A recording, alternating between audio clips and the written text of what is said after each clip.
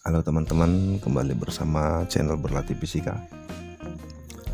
Kali ini kita akan membahas tentang materi atau konsep tentang interferensi celah ganda.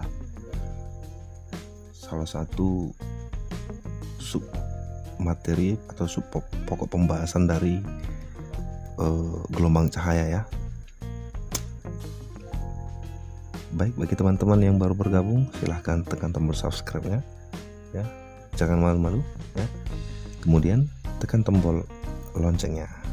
Oke, kita mulai. Interferensi celah ganda ini bentuknya seperti ini ya, ilustrasi gambarnya seperti ini. Jadi maksudnya interferensi celah ganda itu apa? Namanya juga celah ganda. Jadi kalau celah ganda berarti ada dua buah celah ya, di mana dua buah celah ini nanti akan menjadi atau membuat sebuah cahaya sumber akan terbagi menjadi dua. Nah, kemudian ketika sumber cahaya ini melewati celah tadi ya, celah ganda ini, maka sumber cahaya yang tadinya satu akan menjadi atau akan membentuk dua sumber cahaya baru. Ya, di sini akan membentuk dua sumber cahaya baru. Itu dia. Ya.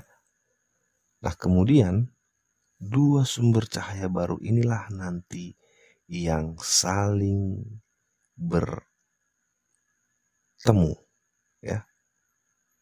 Atau dua gelombang cahaya inilah nanti yang saling bertemu ya. Jadi itulah nanti yang dikatakan dengan interferensi. Jadi interferensi itu adalah perpaduan dua buah gelombang, atau interferensi ini juga sering dikatakan sebagai superposisi gelombang, begitu ya.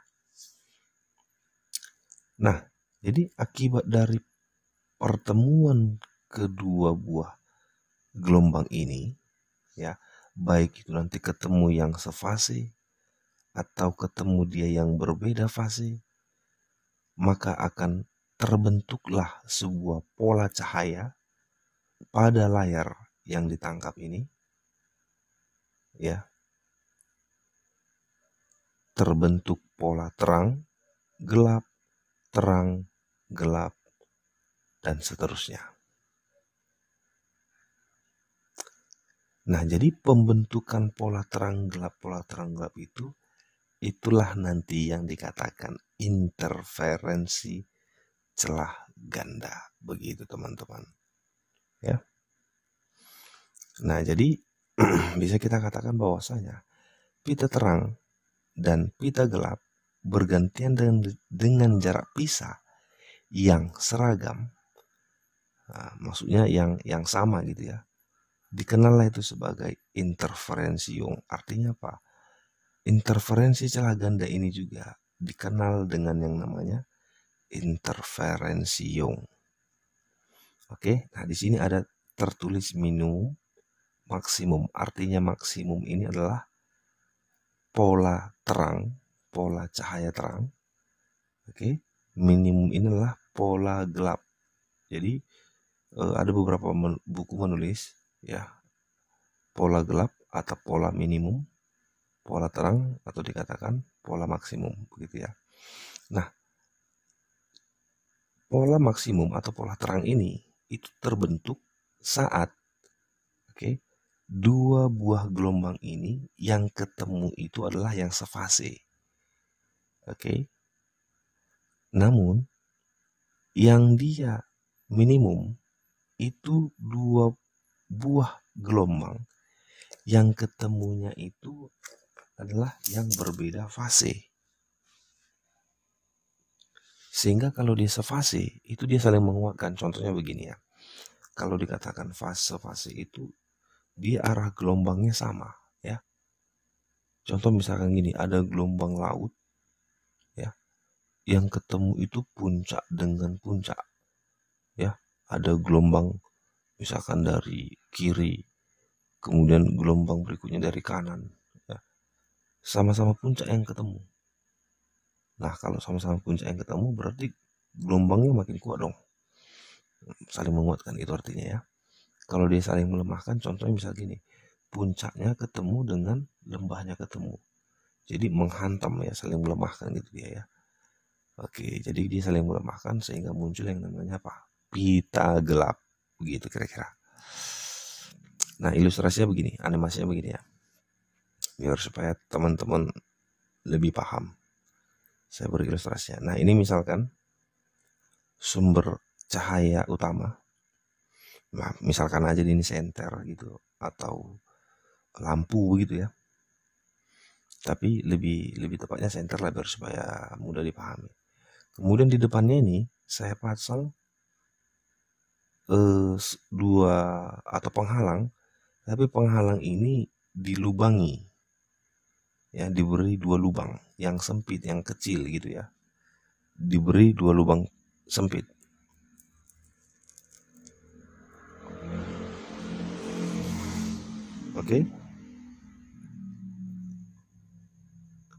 Oke, ketika cahaya mulai nanti ditembakkan, atau kita buat dulu beberapa apa namanya.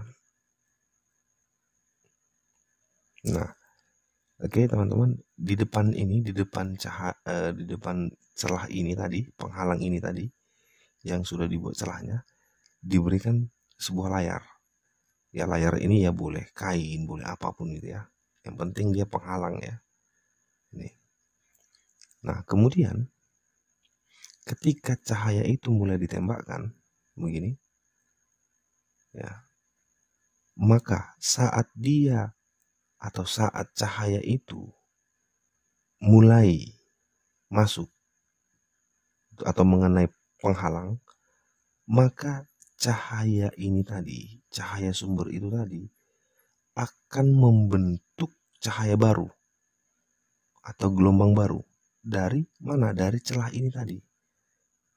Ya, saya ulangi ya. Oke. Nah, ini. Nah, jadi sebenarnya sumbernya sama nih ya. Kedua gelombang ini sebenarnya warna merah dan warna putih ini sebenarnya sumbernya sama. Cuman saya kasih warnanya berbeda supaya paham aja ya, supaya paham saja bahwasanya akan terbentuk dua buah gelombang begitu. Nah, kedua gelombang baru inilah nanti yang saling berinterferensi atau saling bertemu begitu ya. Oke, maka kita lihat. Nah, ini dia. Nah, coba kita lihat di sini. Oke. Di sini ada seperti sebuah pola. Coba kita lihat ya. Ini akan terbentuk seperti sebuah garis ini. Ini juga akan kita lihat seperti ada bayangan garis ini. Ini. Akibat apa? Akibat ketemu dua gelombang itu ya. Yang mana itu ketemu yang sefase begitu. Ya. Jadi kalau dia sefase berarti kan saling menguatkan ya.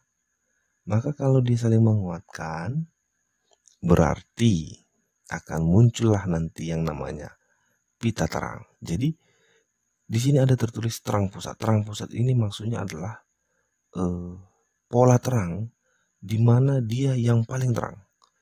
Yang tepatnya dia berada di sini. Ya. Di antara kedua celah ini.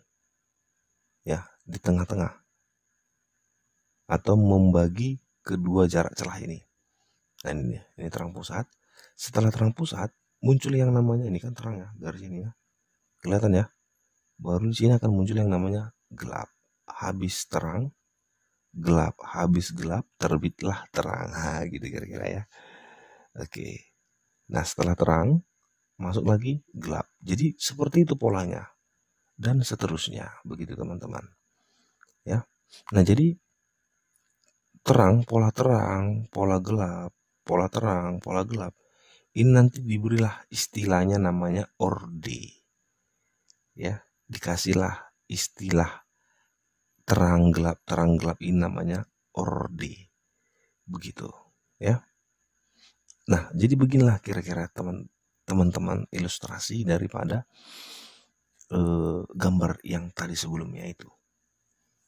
Nah, di sini juga nanti akan saya tawarkan bagaimana teman-teman bisa mengenali identitas daripada interferensi celah ganda ini. Oke, kita lanjut. Ya, nah, jadi secara geometri akan seperti ini nanti, ya teman-teman ya. Tapi ini nggak saya bahas karena panjang, ya. Oke, di sini saya akan memperkenalkan ya identitasnya. Nah, tadi ini sumber cahaya tadi ya. Ini sumber cahaya. Kemudian ini celah, dua celah tadi. Oke. Nah, dua celah inilah nanti yang dikatakan namanya jarak kedua celah atau dikasih simbolnya D. Nah, oke. Nah, yang ini, garis ini, oke, atau yang berdiri atau yang garis vertikal ini namanya layar. Oke. Jadi jarak antara layar ke celah, oke, jarak antara layar ke celah itu kita katakanlah simbolnya L. Oke. Nah, ini jarak celah ke layar itu namanya L. D ini adalah jarak antar dua celah. Jadi teman-teman harus tahu bedakan yang kedua ini ya, karena ini sering salah gitu atau silap ya teman-teman ya.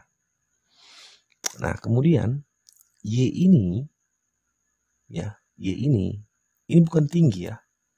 Ya. Ini maksudnya Y ini adalah jarak pola terang tadi tuh. Ya kan? Jarak pola terang tadi gitu ya. Nah, ini Y. Oke, Y ini adalah jarak antara pola terang itu tadi. Terang misalkan gini. Terang pertama ke gelap pertama itu tadi Y. Nah, kalau kita balikkan misalkan begini ya. Jadi yang Y itu ini, yang Y itu ya. Misalkan terang pusat ke gelap satu lah, ini namanya Y. Oke ya. Atau gelap satu ke terang satu itu namanya Y, atau gelap satu ke terang dua itu namanya Y. Atau terang pusat ke gelap ke dua itu namanya Y ya. Ya, jadi Y itu adalah jarak antara atau jarak antar pola terang atau jarak antara pola gelap atau pita gelap begitu. Oke, kita kembali lagi. Nah, itu tadi. Nah, ini pembentukannya ya. Nah, jadi di sini ada yang namanya sudut theta. Ya, ini ada sudut. Oke, teman-teman. Nah, kalau saya balikkan ini ada sudut.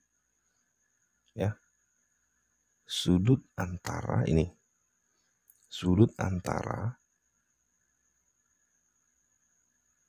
jarak jarak dua celah ke layar tadi, ya kan, dengan ini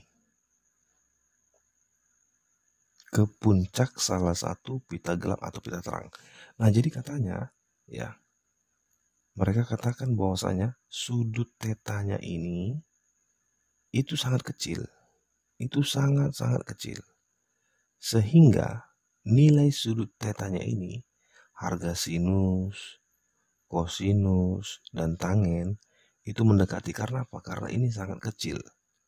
Itu. Sehingga nilai sinus, kosinus, dan tangen itu mendekati, ya. Sehingga karena mendekati, maka dianggap nilai sinus dan tangen dan kosinus itu adalah sama, begitu ya. Oke. Nah, kenapakah harus nilai tangen diambil? Supaya ada hubungan antara L dengan Y. Karena tadi identitasnya apa? Ada D, ada L, ada Y. Itu. Oke. Nah, jadi kalau misalkan kosinus sin theta mendekati kosinus gitu ya. Jadi kalau kosinus kan ini ya, yang sejajar berarti L-nya dengan yang miring. Nah, sementara yang miring ini tidak dibutuhkan gitu ya. Nah, tidak ada identitasnya di sini. Sementara yang ada identitasnya adalah L dan Y. Berarti bagaimana supaya kita mencari hubungan antara L dan Y? Maka kita ambil nilai tangen secara matematis, kan begitu ya. Nah, jadi secara matematis teman-teman, persamaannya begini, ada dua persamaannya ya. Satu untuk mencari pola terang atau interferensi maksimum. Ya, satu lagi untuk mencari pola gelap atau interferensi minimum begitu. Persamaannya begini ya, D sin theta sama dengan M dikali lambda. Begitu ya. Oke, D-nya ini apa? D-nya ini adalah ini tadi. Jarak antar celah. Oke, dicatat ini ya teman-teman ya. Kemudian M-nya ini apa? M-nya ini itu tadi yang saya katakan orde. Ya, atau pola atau pita terang atau pita gelap begitu. Nah, tapi karena ini pita terang maka M ini adalah untuk pita terang. Oke. Jadi nilai M ini adalah 1, 2, 3. Maksudnya ini ada begini. Terang pertama, terang kedua, terang ketiga. Nah, ini semuanya ini diukur dari pita terang pusat tadi. Ya, kalau bisa teman-teman dibayangkan ya. Nah, ini dari titik tengah ini atau terang pusat ini. Itu M itu maksudnya. Ini adalah lambda. Lambda ini adalah panjang gelombang. Nah, sinus theta yang mana? Nah, ini tadi sin theta itu. Sin theta itu mendekati harga tangen theta. Yang besarnya adalah Y per L. Karena di sini ada Y. Y ini adalah jarak antara pita terang. Kemudian L ini adalah jarak antara dua celah ke layar. Oke, jadi sinus theta ini bisa diganti menjadi apa? Y per L. Ini dia ya. Jadi untuk mudah mengingatnya ini begini aja teman. DD cinta lambda. Jadi kalau interferensinya supaya maksimum, supaya cinta maksimum, kan gitu kan, maka DD harus cinta lambda itu hanya sebagai pengingat, untuk mudah pengingat ya. Oke, lanjut. Interferensi minimum sama ya. Oke. Hanya bedanya begini secara matematis ya. Ordenya ini dikurang dengan setengah. Kalau yang lainnya itu sama, ini secara matematis. Oke. Kenapa dia dikurang setengah? Karena terjadi perbedaan fase. Begitu ya. Perbedaan fase sebesar setengah lambda. Ya. Setengah lambda itu nilainya kalau di dalam sudut ya, itu 180 derajat begitu teman-teman ya. Oke. Nah, kemudian sinus theta ini kan begitu ya, bisa kita ganti menjadi apa? Y per L seperti yang sudah dijelaskan tadi. Oke teman-teman, begitu kira-kira penjelasan materi kita ya, materi tentang interferensi celah ganda. Oke.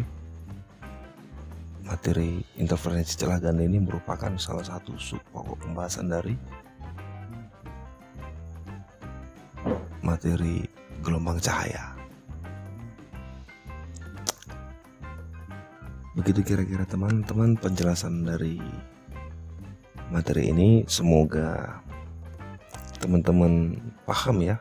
Jadi kuncinya itu teman-teman cukup mengenal identitasnya ini ya.